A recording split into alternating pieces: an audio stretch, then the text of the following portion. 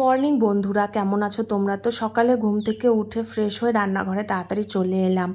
আর সকালে ব্রেকফাস্টের জন্য কি রান্না করব ভাবছিলাম।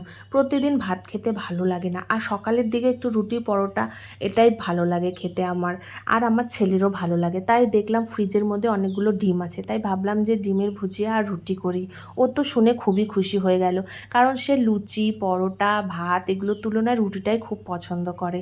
তো যাই হোক, আমি এখানে তাড়াতাড়ি করে রান্নাটা কমপ্লিট করছি, কারণ তার বাবা খেয়ে স্কুলের জন্য বের হবে।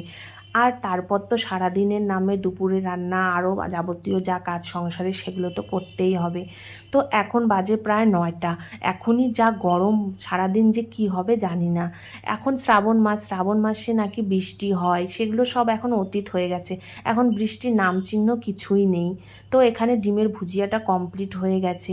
এটা করতে করতেই আমার বর আমাকে তাড়া দেওয়া শুরু করেছে, তাড়াতাড়ি করো তাড়াতাড়ি করো। তো এদিকে রুটি সেঁকতে সেঁকতে আমি চাটাও বসিয়ে নিয়েছি, আর সবাইকে খেতে দিয়ে নিজেও খেয়ে নিলাম।